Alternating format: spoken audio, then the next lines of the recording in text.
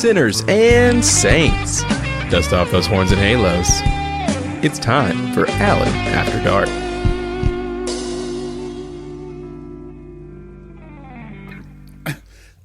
There's something, what is that? It's stuck in there. Oh, God dang, pull it out. Jesus. Hello, sinners and saints, bitches, whores, sluts, skanks, pole smokers, ass munchers, hillbillies, rednecks, white trash, you know, all the bitches in the world. Welcome to Alan After Dark. And don't believe what you just heard. That had nothing to do with a dildo or something stuck up my ass, okay? I'm trying to put this boot on and it's just not working. Oh, Jesus, help me. Apparently, I stuffed a sock down into the boot the last time I had them on and didn't remember that. So that's what's causing this pain. That's what's stuck in the shoe. Jesus Christ. But I am so looking forward to Bear Night and all the mischief and sexiness and testosterone and just being around men, you know? Sometimes you just need to be around men. Or a naval base. Or the Marines. Or the San Francisco 49ers. Oh, Jesus. Where am I at? What am I talking about? I don't know. Fuck. It's almost happy hour, and I'm just all giddy. I'm just really, really giddy about hanging out for a little while, even though I do have to behave. Do I? Well, we'll see. Anyway, I got a lot of feedback about last week's episode, I gotta tell you. And I was reminded that despite what I think, I do have a Southern accent. It's just not that thick or heavy most times. So I'll try to do better, either to make it more clear or cover it all up. Anyway, special thanks to Steven. I think you're listening. Great job on my beard. The color's perfect. The cut is great. And you gave good head.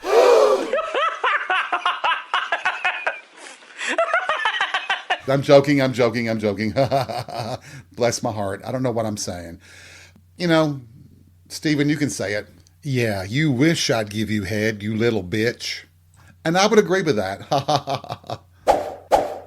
Are y'all getting ready for Bear Night 2? I hope so. We all can just get ready together. I hope you're not having to travel to work or any of that shit, but I know some of you are. And maybe that's what I'm here for. Your amusement, your entertainment. And I'm happy to accommodate or oblige. Take your choice.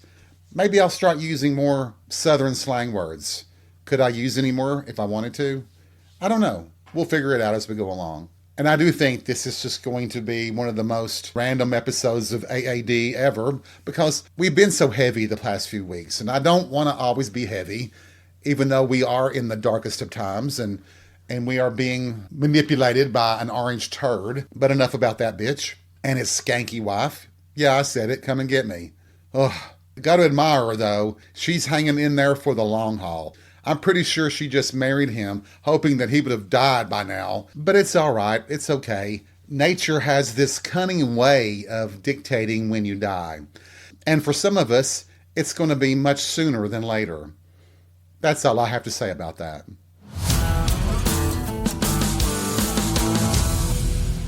I'm standing here looking in the mirror at the outfit I'm wearing for Bear Night. And oh God. You know how you want to hang on quite a bit to your youth, especially the way you looked in your clothes when you were at the hottest point of your life. Now, when I say that, I'm talking about me. I know men that are older than me that are hotter than they've ever been. But I had that brief period of time when I was hot between the ages of 22 and 3 months. And those jeans that I wore back then made me have an ass that just would not quit. And I kind of want to wear the same size of jeans that I wore then. And you know it's a failure when you start turning blue from the waist up. Can barely breathe. But it's okay. That was 2 sizes smaller than I am now. And my size now is still really good. I don't have a waist the size of the Earth's equator, okay? So I'm doing okay. But I'm a little disappointed. I guess I'll go for that rugged lumberjack look again. But we'll see. I might just want to be chill and cool and not take on one of my personas. But who knows? Stranger things have happened. And it would not be my worst bear night ever. But we'll burn that bridge when we come to it. I wonder how many of you hate me for getting drunk. I don't really wonder. I kind of know already how many. But it's okay. It's okay. I don't expect everybody to drink like I do. And I don't expect people to drink at all if they don't want to. I'm not going to force it down your throat. Alcohol, that is. God, it's hotter than the devil's asshole up in here. I need to turn the thermostat down. Jesus. You know, one of the things that's really bothering me right now is that my social media profiles are being inundated with ads promoting drugs to prevent erectile dysfunction. Are they sending me some kind of message? Obviously they are. I must have accidentally clicked on something that I didn't mean to, and now they all think that I have limp dick. But if I'm going to be honest with you, we all have limp dick sooner or later, don't we? And the older you get, the more likely that's going to occur more frequently. Don't pretend like you haven't had it at least once or twice in your life, because I know you have. Bless your heart. Deal with it. And there's nothing wrong with taking a little substance to help boost the girth and length on occasion, as long as it doesn't give you that blinding headache. Jesus. Should I wear a t-shirt underneath my flannel shirt? It's going to be cold. I don't know. I don't think so. I think I'm going to go a little bit more in the raw. Whatever the fuck that means. I'll figure that out later, okay? I think there's going to be quite a few guys wearing leather harnesses and things underneath their shirts, and that can always be hot. Are y'all into leather? I mean, not just wearing it, but the lifestyle, the experience, the connection, the bond of people that are into leather. They're on the fringe of S&M. I told you all that I'm not really big into S&M. I'll watch a little bit of it, and I don't mind being spanked a little bit every so often, but no, not the hard stuff. You all have got some gumption and guts to do that. You have to be really into it to do it. And I admire you for that. I really do. When I think about it, even Madonna creatively hinted at S&M, with her sex book and the Erotica album. One of the lines in the song, Erotica, is, "There's a certain satisfaction in a little bit of pain." I guess saying that and mentioning Henry's name means that, yeah, if Henry wanted to beat my ass with a whip, I'd probably let him. Anything to be in the same room with him. God, I bet he smells so good. Really. I think some of you are asking yourselves, God, Alan, is this just going to be this random episode about sex and clothes and Henry Cavill? Well, it just might be.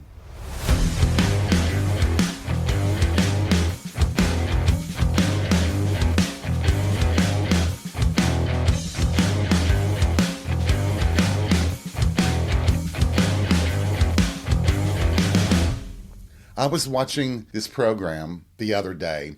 It was science fiction. It was about these two doctors, scientists, who were obsessed with bringing people back to life. And I know what you're thinking, zombies, etc., etc., etc., but not exactly. They were able to acquire a cadaver, a body that was donated to science, and they go through this whole process. They have developed the equipment, and they bring this man back to life. Unfortunately, he began falling apart almost right away, and he was only going to live just a couple of days. But the fact that they were able to do it was really considered remarkable. It would be remarkable if somebody could do it, right? A bit scary, too. That's that whole playing God thing, right? The God complex. But in this case, the one doctor was just so obsessed that he was determined to improve their equipment, the process, make it to where you could have a lot longer life. Well, one night when he's heading home, he is attacked by a man who's wanting to rob him. And in the struggle, he is shot and he dies right there on the spot. His partner, the other scientist, comes out, sees him, and drags him in. And of course, you know where I'm going with this. He puts him through their process to bring him back to life. Like a Frankenstein kind of thing, but not exactly like that. But you know what I'm getting at. He comes back to life, and he realizes what happened, and he knows that he's only got a couple of days to live. And as a result, he goes home, becomes more attentive, realizing his time is really short. He wants to spend as much time as he can with his wife, his daughter, and make the most out of the last few hours that he has left. Well, he, just by blind luck, sees the man that tried to rob him and shot and killed him. And he thinks to himself, well, I've only got another day or two left. I want revenge. So he tracks this man down and he shoots and kills him. And there are tons of witnesses that see this. He goes back into the lab, just to go through the motions, and his partner is just so excited and tells him, guess what? You're going to live. You're not dying. All the tests that we ran on you show that you are actually in full recovery. And he doesn't believe him, and he starts showing him the wounds on his arms and stuff. And he says, well, what about all this? And he says, oh no, that's just a sign that your body is recovering. Your body's rebuilding all the things that were broken down from when you were shot. So now he is going to live. He goes back home to basically explain to his wife everything that happened and how happy he is. And of course, knock at the door, and it's the police, and he's under arrest for murdering this man. And the detective says, we found your wallet in his apartment. We know that he must have robbed you and you were out for revenge. And he tries to explain to him, no. You see, he murdered somebody. He murdered me. And he tries to prove that, well, his body's all healed. And of course, the irony is that he's probably going to prison for the rest of his life. Or the ultimate irony, he receives the death penalty and is executed.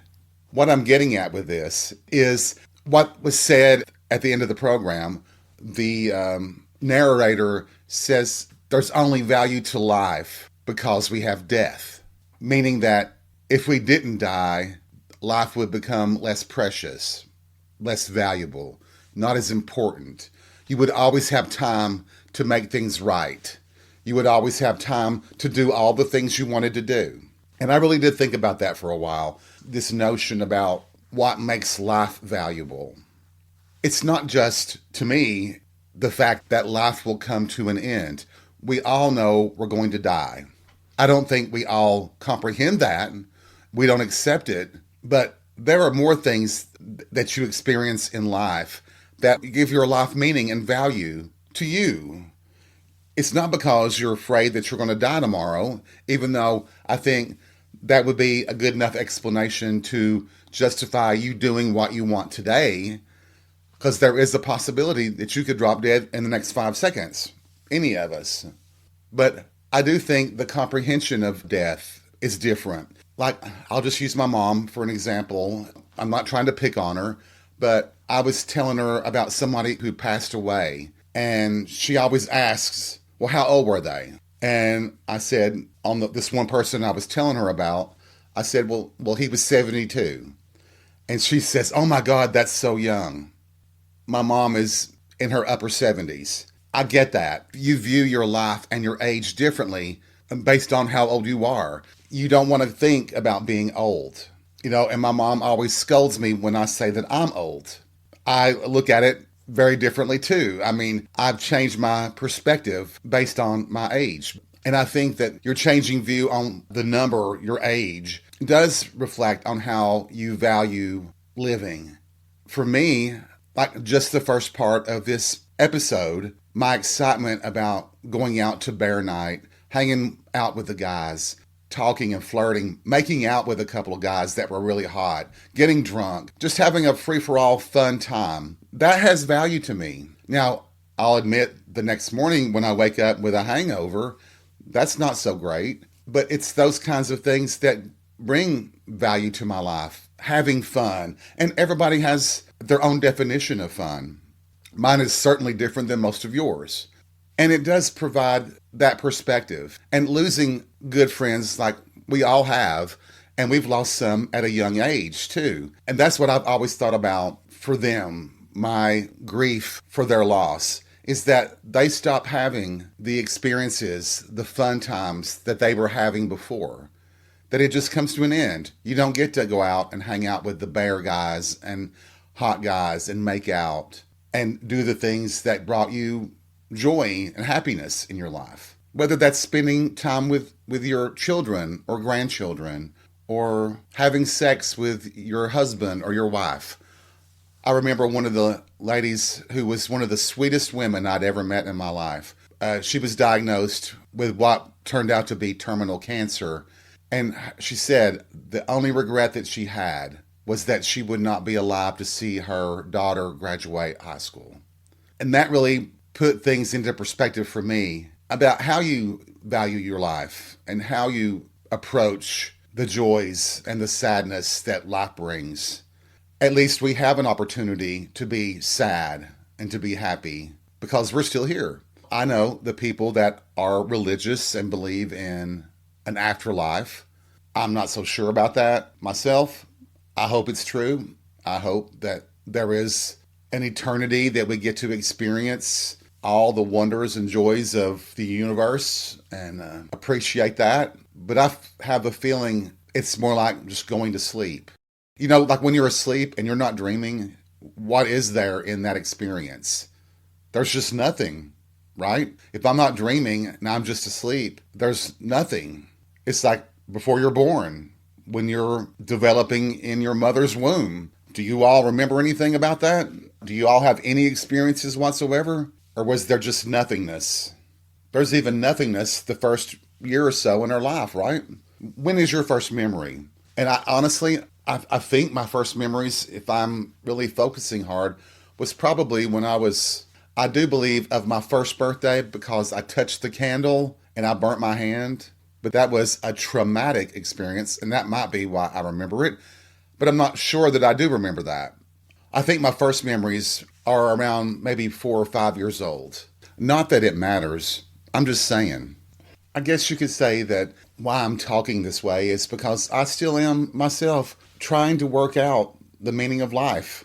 What does it all represent? What does it all mean? What are we doing here? Why are we here?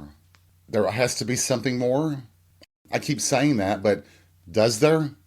Maybe this is just what we make it, and that's all we have. I do think about these poor children that live in these war-torn countries and how they don't have the wonderful sheltered life that most of us enjoy.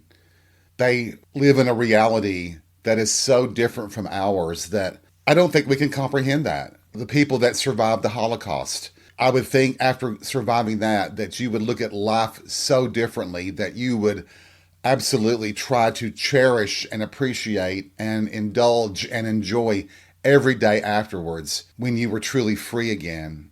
You know, and I think about my nephew and from the time he was born to now and how all he's known in his life, even though we are sheltered here in America, in most cases, we're not war-torn. We have privileges and advantages that most places in the world don't. But all he's seen and experienced was everything from September 11th, 2001, to war after war and conflict and division. And even with all that, he and we still have it better than 99% of the rest of the world. But is it going to take civil war in the United States for us to appreciate what we had and try to rebuild it back again? Is that the only way we can have sympathy to other people around the world? Is actually finally walking in their shoes? It's a pretty scary thought, isn't it? I think it is.